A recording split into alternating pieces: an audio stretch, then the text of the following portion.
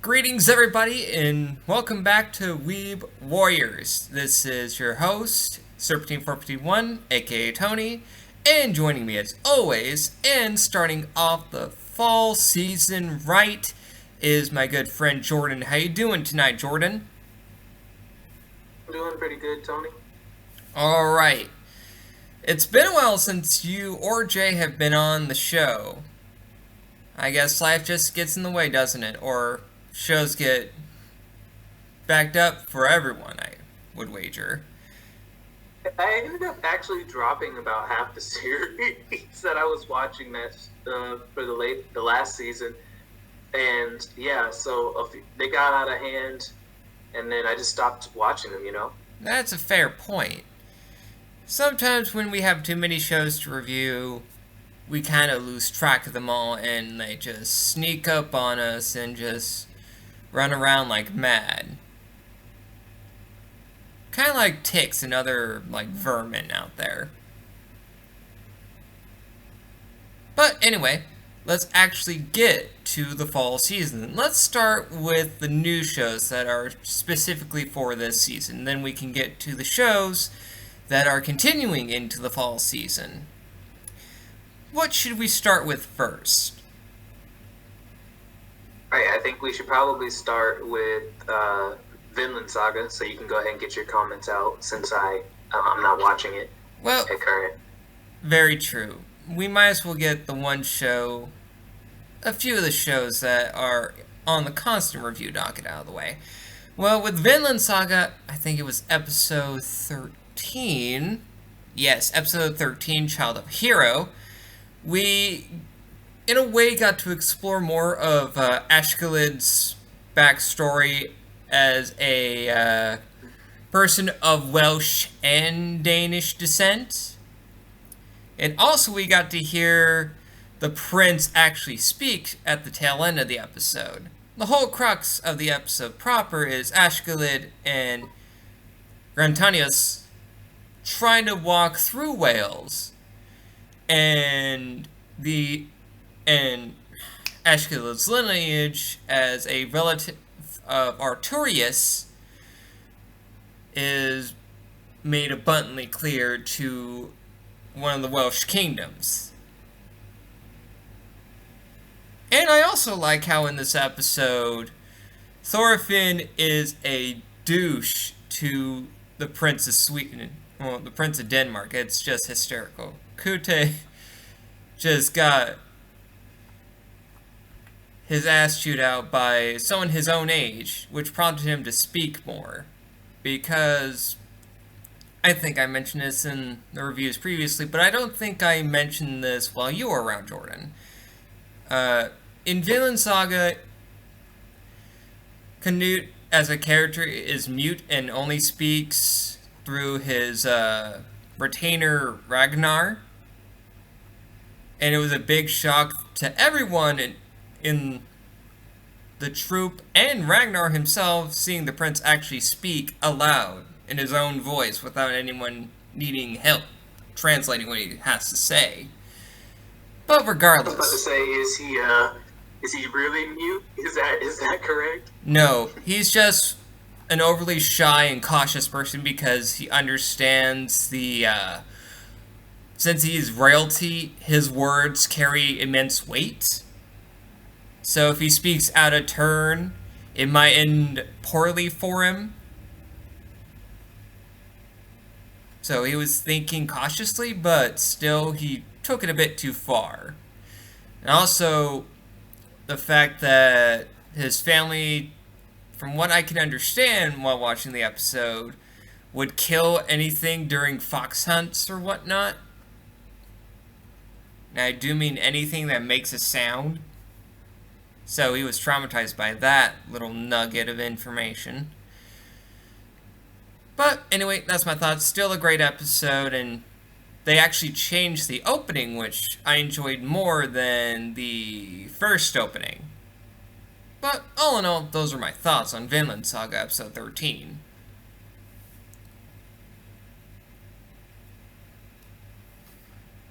So, let's continue on with the shows.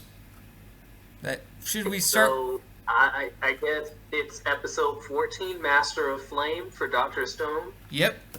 Where Magma completely disrespects and uses Kinro's the rules are the rules sensibilities to utterly destroy this man. And then Chrome turns around and utterly disrespects this fool on the basis of him being completely ignorant of everything physical in the world. And then my boy Gin shows up again to use sorcery to distract Magma and ignite his clothes. And then, of course, my boy Chrome, with the fucking victory, comes and pushes this bastard into the water. It was beautiful. Yeah, it was beautiful. And plus, way to disrespect Kohaku as well, because Chrome's fight with Mantle, Magma's little minion of sorts, their fight looked pathetic compared to the one that Kinro and Magma had. And it was one of like the background characters saying it's like watching two kids fighting. And just to show Kohaku such disrespect, Magma just says, Mantle, just give up, lay down like a dog. Just surrender. But I gotta say, didn't you laugh at the scenes with Ginro acting all hard and shit? Hopped up on caffeine?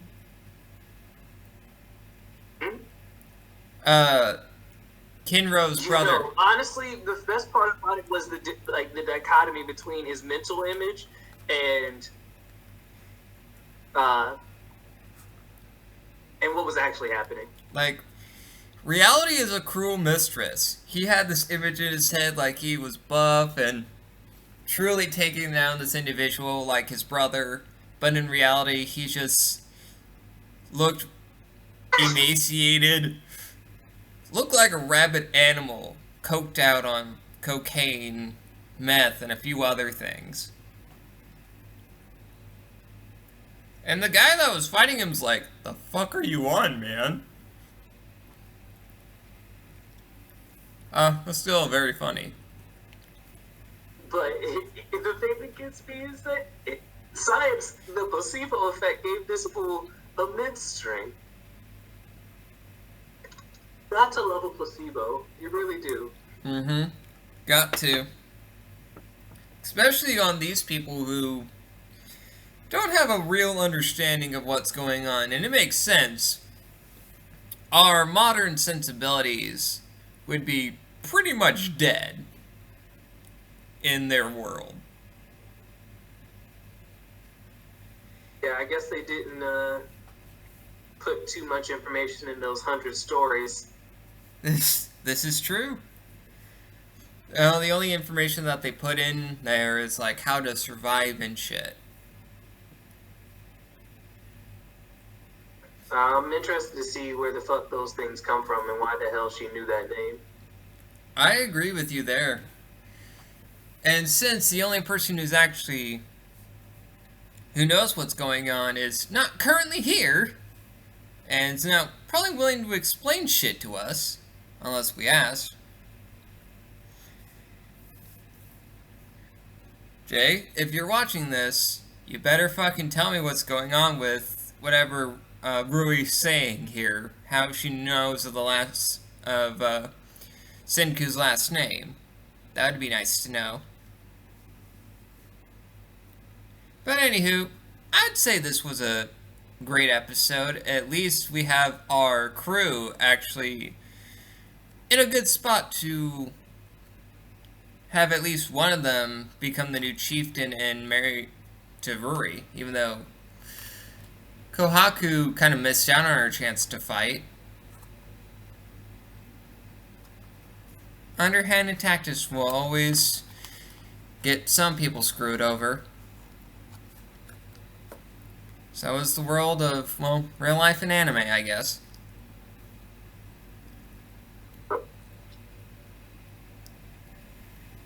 But regardless, what's the next show, Jordan? Yeah. Well, I believe that there's a episode of Fire Force, which I also have not seen, but episode 11, Yeah, Formation of Special Fire Force. and that was like Company. months ago. Essentially, what happens is we explore the backstory of how District 8 was formed, with Obi and the Lieutenant meeting each other for the first time, which is kind of the whole crux of that story, at least for a good portion of it. And we also got to see at the tail end of the episode what Shinra's brother looks like, since he's a member of the White Cloth, or whatever they're calling themselves.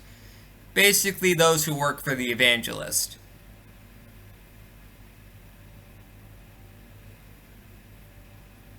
Yeah, these individuals look like crusaders. That's all I have to say.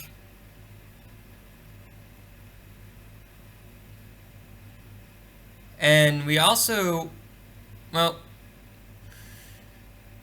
the lieutenant has military history, so does Maki, which was explained in previous episodes, but we actually got to see them in the same regiment.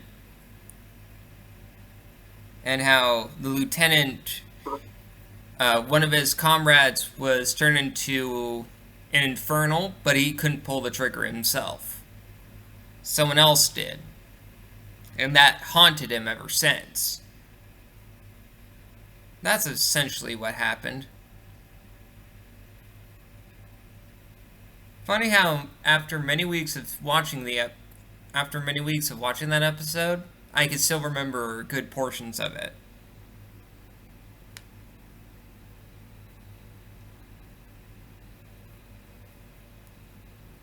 And I'm still waiting for episode 12, which will be coming out here relatively soon. Thank the Lord. Alrighty. So, should we talk about the second season of We Never Learn? Yeah, I mean, second season of We Never Learn kicked off with its first episode. He and a genius each consider a decision pertaining to X, where it opens up with Rizu getting her practice scores and realizing that she had an E, and then miscommunicating that to the other girls, and then it becomes an entire extended conversation about their breast size. Yep. And that's the overall theme of the episode. I mean, at least the first half, right? Yeah. Well, apparently the subject of breasts and breast sizes just was a constant theme throughout the episode, because Fumino has her own self-consciousness about what she's got. You know, being flat as a board and whatnot.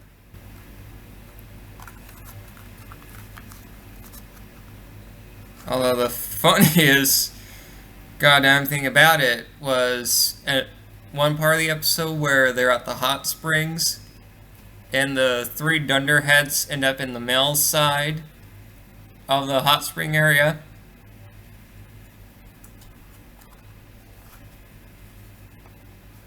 And our boy Nariyuki had to do his best to make sure that the girls weren't discovered.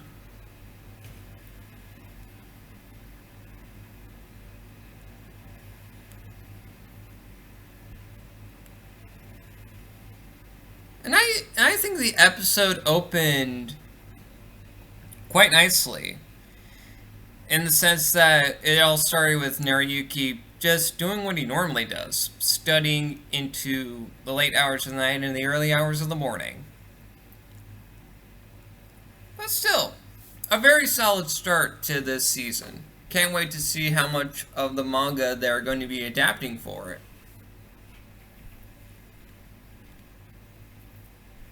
So what are your thoughts, Jordan? Or your thoughts basically the same as mine? More or less, it's the same as yours. I'm interested to see what's going to happen with the second season. I'm not familiar with the source material, so it's all pretty much new to me. I feel like a lot of their like romantic subplots are coming to a head, especially Fumino's, who's gotten a lot of attention recently in these last episodes in season one, and now coming into season two. That is true. And Um, things do really get interesting with the different characterizations and the relationships between our cast of characters. And it becomes. I mean, I definitely see Fumino coming out on top all of a sudden. I wouldn't have placed her there initially. Uh, Rizu is really not because, like, how to put it? I had hope initially for my girl Fuminoshi. I can't think of her name. What's her name? No, not Fuminoshi. Takimoto. Yeah. Urika? Yeah. I always want to do the best friend, but she's not pulling her own weight. She had her opportunity and she fumbled it. I don't think the show writers are going to give her another shot, but this is just me guessing without any information beyond that. Rizuri may have had a good chance, but she doesn't human well. Indeed, she doesn't human well, but interestingly enough, one of the chapters I read recently from the manga, she actually tried to amp up her own appeal to an extreme degree, where she acted more. Picking her breasts up from nearly H cups to some absurdly high, some more, I guess, some more high value. I'm confused. No, essentially she acts more like a typical girl instead of her usual self. Where she... You tried with territory with that comment there. Oh, here's what I'm trying to say with this. What I'm trying to say is that she is trying to present herself to act more... Well, you said it yourself. She doesn't human well. So she decides to, human better. I know that sentence doesn't make sense, but at least that's what I'm trying to convey here. Say it doesn't work at all. Well, my point is that she's trying to catch Naruyuki's eye and seeing how Takimoto and Fumino can act like a regular girl better than she can, she tries to emulate that.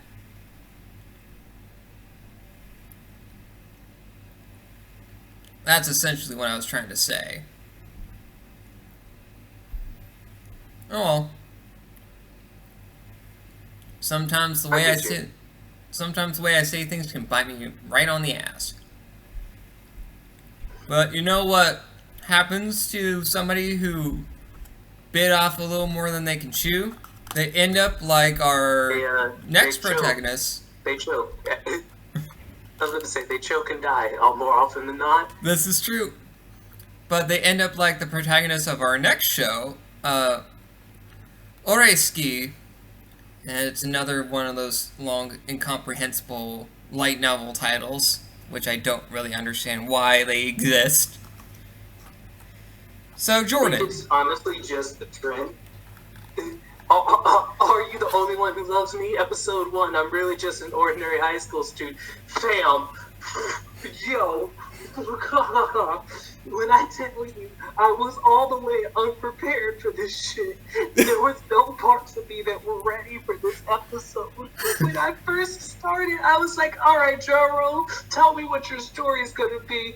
Okay, I see you with the slightly busty, overly happy best friend, and you seem to be cognizant of her affections. Look at you. You're on your way, kid. This might actually not be painful to watch every episode. Hell and then yeah. I get there, and then Cosmo comes in, and I was like, oh, okay. I see you, Joro, slaying them on both ends. You got them blushing and shit. Oh, she asked you out, player.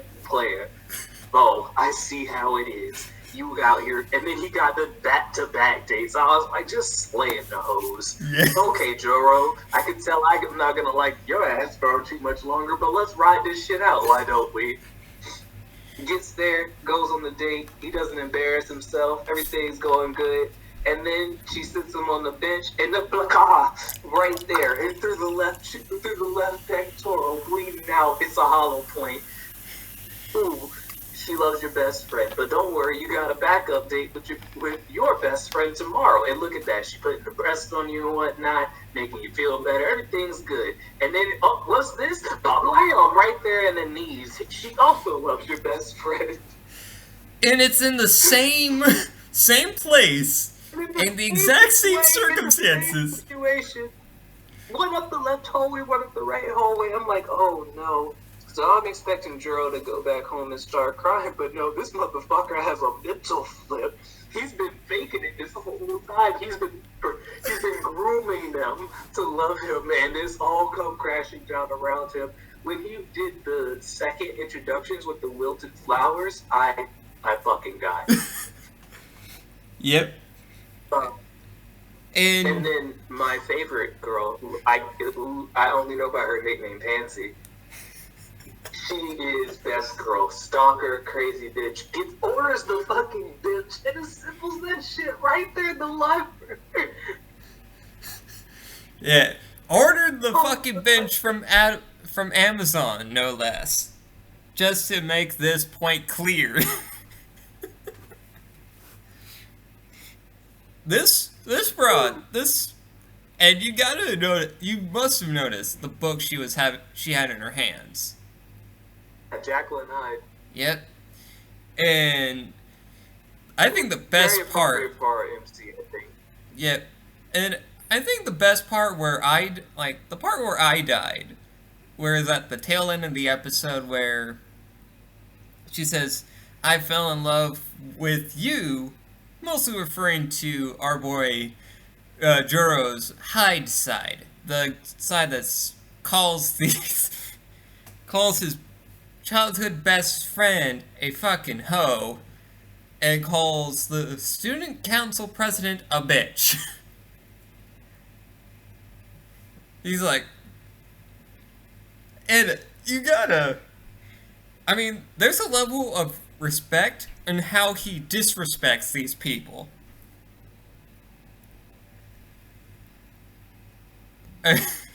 Like the scenes where both of these girls are trying to make themselves look better to his best friend Sunshine. Which, oh fuck. I mean, this man, our boy Juro, total background character. I get that. And Sunshine here definitely looks like a protagonist in a harem anime or anything harem related. I can understand why these girls... Honestly, I didn't think about it too much until it all started to unfold. Because I thought Juro had a decent chance. I mean, he's plain looking comparatively, but he had all the pieces there. You know, he played me. I think he did a good job. I mean...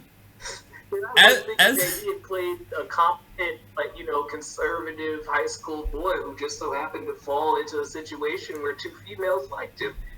And I was like, oh, okay. And then, what? Nani?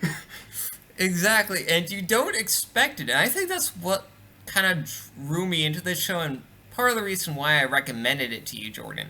It's like, as someone who is savvy in the harem genre like I am, I know these tropes like the back of my hand. And I'm thinking, okay, this is working out too well for you, buddy. When's the shoe gonna drop? When's the other shoe gonna drop? It's like, is she gonna say she loves you? Is she gonna say she loves your best friend? With the whole Cosmos scene? So, bear in mind, I thought that this was gonna be a typical love quadrangle, sort of confusing, messy thing. And then as things played out, I was like, oh wow, this is gonna be super weird. And then there was more episode left, and I was like, what's next? He's gonna sit on the bench and Son's gonna tell him he's gay or something? Like, what the fuck's going on here? Oh, that would have been hilarious. But nope, it actually just this fool wanting to get love and affection in his high school years, basically going by the book of typical harem tropes, just trying to use that to his advantage, which I can respect a guy trying to with a technique, but how you execute that technique just kind of ruins things. You can play off being an unaware idiot, but there is a limit to what you can do. If you get what I'm trying to say here, Jordan. And I think our boy Juro here exceeded that limit. Because he doesn't really play a sport. He's on the student council, which is not a bad thing, really. But still, he doesn't have that moment where he cries because he was trying to cheer up his teammates after a loss, and he feels more responsible than his teammates for that loss ultimately. Right. I mean, I'm not going to fault Sun for being who he is, right? Like, he didn't do, unless, of course, the other shoe dropped and Sun knew what he was doing and knew that they were there, and it's just going to have a shit-eating grin when it's all revealed. It's just like, Juro. You were playing a game you couldn't win. You thought you could beat me. Why do you think we got along so well, Juro? Which, if that is how things go down, that would be amazing. Because it's gonna be crazy. What's gonna be crazy is that if this happens at the point where his feelings for the stalker girl have shifted, and then she suddenly becomes interested in his dark personality, and then Juro's just sitting there like, wait, what? Oh, that would have that would be hilarious. But as you can tell, folks, Jordan and I actually enjoyed ourselves with this first episode. I mean, it's a show that kind of circumvented my expectations, at least. I mean, with whatever I was expecting with this show, I was expecting, like, typical harem farum, like, yeah, this may be middle of the road. It may entertain me for a good long while. At least. Right. Honestly, I wasn't even going to watch it until you recommended it. And then, even after you recommended it, I was a little slow to watch it. But I get onto my Crunchyroll account, and I noticed that my roommate has favored it because we share an account because we share a TV PS4 sort of situation. Either way, I'm like, okay, so apparently it's good enough. Yep, so that works out. It has not disappointed. I am super excited for the episode that's going to drop tomorrow. So, yeah, I can't wait to watch that. Oh, that would be great. So, on to the soapbox discussion. A lot of great shows are going to be coming out this season. And I think this will be a two-part discussion because one of our other shows we'll be reviewing hasn't premiered yet, that being My Hero Academia, so let's actually talk, well, we pretty much talked about the shows with Oresuki and We Never Learned Season 2. I think, just making a minor prediction here, I think fall's going to be a pretty good season in terms of shows. I mean, with continuing shows, and if I can actually get my unhappy ass to actually finish this, Shokugeki no Soma would actually be much more entertaining for me when I actually watch it. Well, I stopped at a point, I forgot where, but regardless, I think, based on first impressions of the shows that we are reviewing so far from the fall season, I think fall is going to be a great season just in the sheer entertainment value of it all.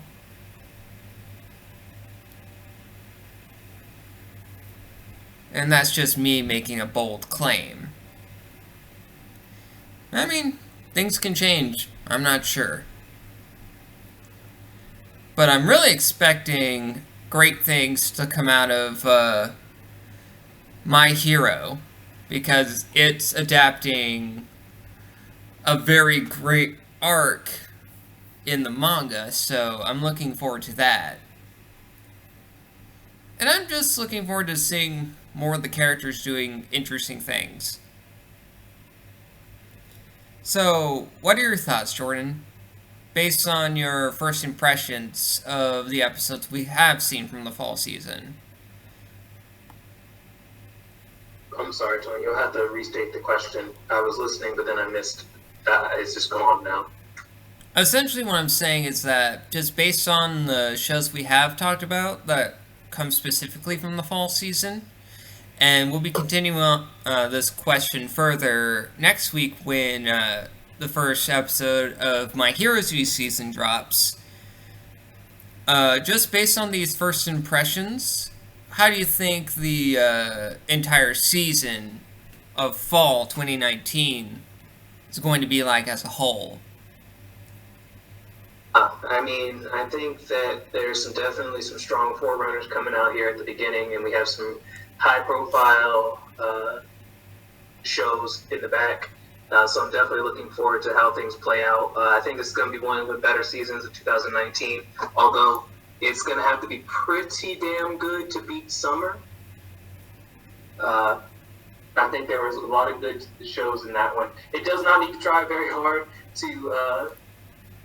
I guess this last one was technically summer. Or no, this is the winter season we're in, not fall, yeah? Or, actually, I don't know anymore. I think we're in... Let me get this right, because last season was not good. The season that we're just getting out of, it was meh. Yeah, last season was summer. Yeah. The spring of 2019 was solid.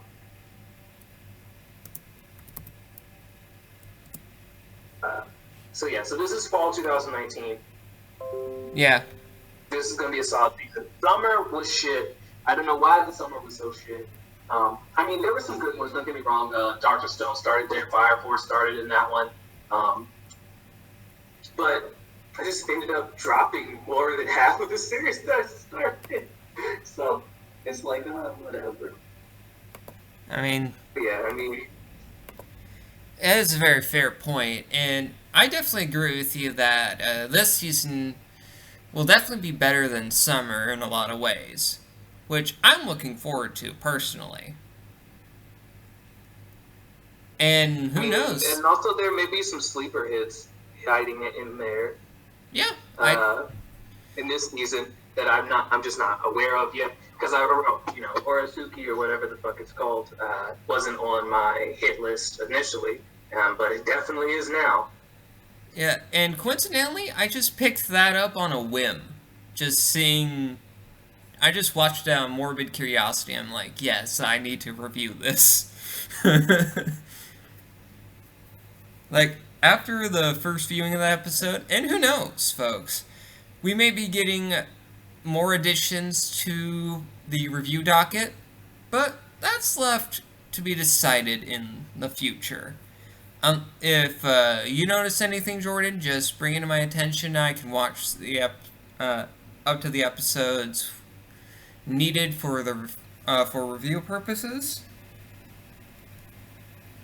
But I'm sure that we have a good list. I'll probably give a few things the 3-episode watch at some point, just to tease them out, but nothing really pops out at me as I look at my Anna chart list. And just looking at things from my perspective, nothing really jumped out at me other than the shows that we're currently reviewing now. But anyway, we'll end things here. If there's any shows that you find that are out now in the fall season very entertaining or what have you, just leave your thoughts down in the comments. And anyway, this has been Serpentine 451, signing out, but enjoy yourselves this season, because this one's going to be fantastic.